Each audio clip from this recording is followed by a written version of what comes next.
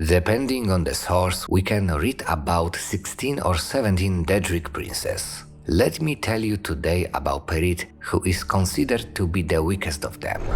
If you enjoy our content, consider subscribing to the channel. Leave ideas for future videos in the comments down below.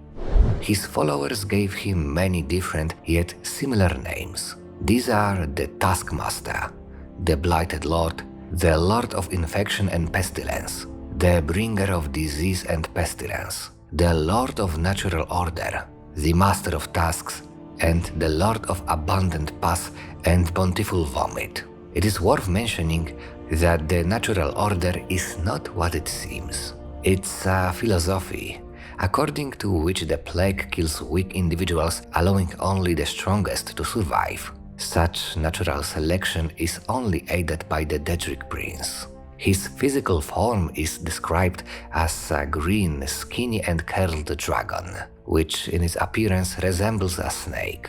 However, it is distinguished from the snake by small paws and wings. Sometimes it also takes on the spiritual forms of all pets, such as the skivers. Apparently, the Nordic god Kin gives the spirits of the skivers to the care of Peryite. About Peryite, you can often hear that he is ordering the lowest orders of oblivion.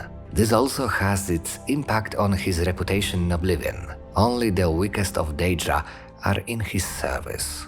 Peryite's plane is the so-called arena, but we do not know anything about it.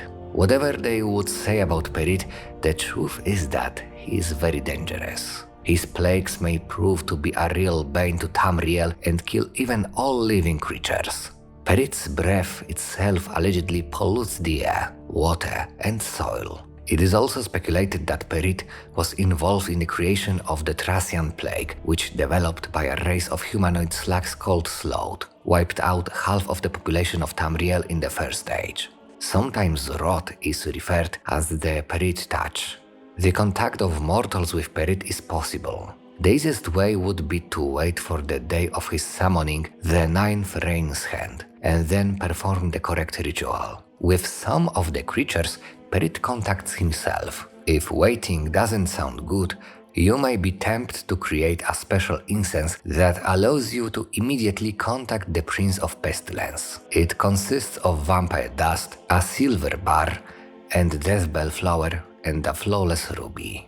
In dealing with mortals, Peryite takes on a kind yet official tone of voice. Nor does he get angry when someone refuses his request. Those who refuse, however, must reckon with the fact that Peryite will not give them his blessing, which in his case is a plague or disease. The followers of Peryite preach the wonders of their prince and his secrets. Each of them would feel lucky if he died as a result of a plague. They believe it would be in line with Peryite's intentions. They see every disease as a blessing of Peryite. Fungal infections, scabies, rashes, mucus-filled lungs, itching and soreness in all forms, and tooth decay are just some of the many ailments adored by his cultists. They try to spread all diseases among all those they encounter. So if you ever encounter one of Peryite followers, approaching them isn't especially discouraged. People of the Reach believe that Peryite has many common features with Akatosh, such as keeping time in natural order or dragon look. This led the scholars to conclude that once there must have been some cultural confusion between the early ancestors of humans and elves in the northwestern parts of Tamriel. Inhabitants of the Reach believe that when you are touched by various diseases and tragedies, you come out stronger and healthier. All of this also keeps the dangers of overpopulation in check and allows the new generation to build resilience to what Peryite throws at them. Peryite is also worshipped in Morrowind by Ashlanders. Peryite is also connected to the Morak Tongue organization.